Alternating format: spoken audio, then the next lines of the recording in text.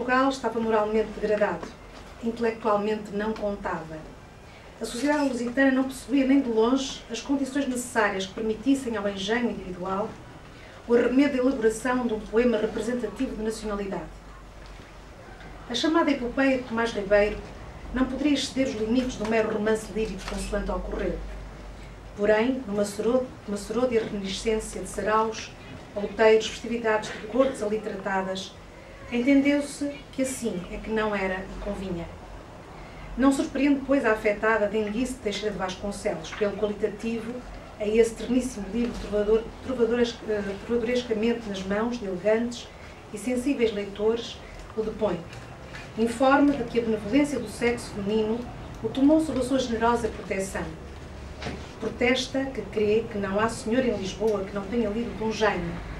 Muitas o sabem de cor e todas o defendem como obra a que dedicam afeição especial.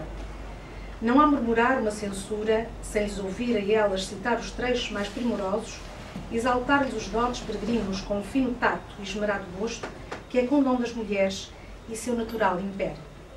Naquele concerto de uníssono dos louvores, arranharam algumas poucas notas discordantes.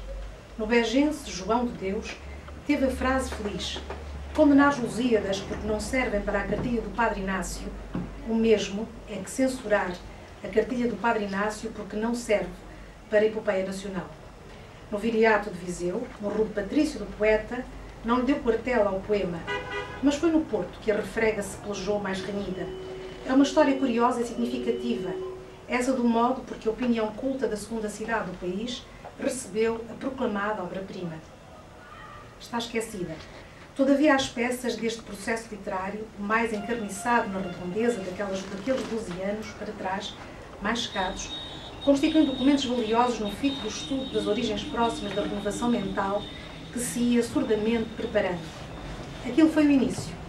Apresentaram-se ali os primeiros, mas já graves, sintomas da dissidência progressista que 3 anos depois havia de explodir clamorosamente com os opúsculos fundamentais, bom senso e bom gosto, por Antero de Quental, teocracias literárias por Teófilo Braga. Este momento vago de proto-revolução literária merece não ser ignorado, pois nele prendem os elos de uma mais ampla audácia ulterior. No Porto havia uma grande ansiedade por apreciar um livro que fora, assim, precedido de um imenso reclame, facto e vocábulo até então desconhecidos na zona parrana dos nossos mesmos maus costumes literários. O Porto conservou durante longo lapso, mais acentuados e vivos, certos caracteres varonis, peculiares da tradição da pátria. Com o tempo, nele também se foram apagando, dissolvendo e sumindo. Mas estava próxima ainda à sua participação primordial e primacial, afetiva e efetiva, no remodelamento político do país. Não se quer bem senão a quem se obsequeia, e o sacrifício que fazemos inspira-nos amor por quem do sacrifício aproveitou. Sentimos gratidão para com a pessoa que tudo nos deve. Depois do cerco, percebe-se, assim, a persistente confiança do Porto.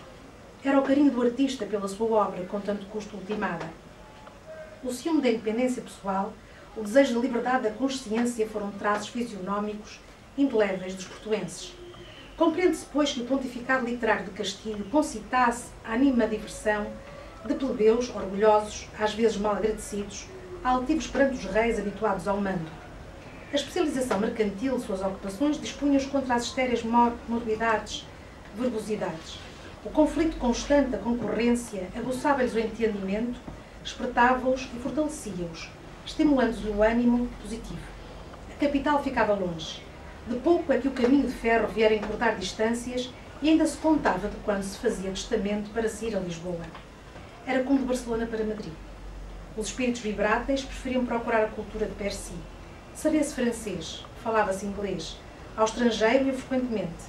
Do estrangeiro mandavam vir diretamente livros, mapas, músicas.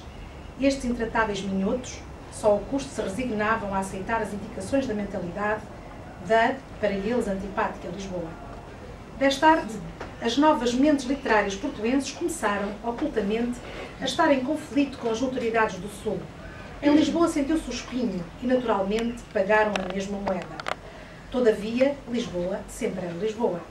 Não havia que ver. Era uma esplêndida cidade, um feiticeiro encanto.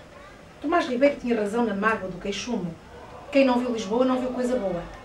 aureolava o prestígio de uma capital magnífica, despassada de luz, embebida em mistério, romântica e romanesca. Era a sede das instituições nacionais, com as suas corporações doutas, as suas academias, os seus parlamentos, a vasta publicidade dos seus jornais, a sanção da representação diplomática. Era o foco da vida mental da política dirigente. Ali já se sentia um bafo quente de civilização exótica. Assim havia de concluir por dominar os espíritos, reduzir as objeções ao silêncio, prescrever e encarreirar. A tarefa ajudava-se a si própria. Poderosamente nela colaborava essa contínua absorção da maioria dos entendimentos provincianos, arrastados para a capital pela engrenagem sem descanso do mesmo regime representativo. Era preciso confessá-lo. Apesar de tudo, o Porto ficaria rural. O grande aldeão de Garrete, a aldeia de muitas casas, o Prolóquio.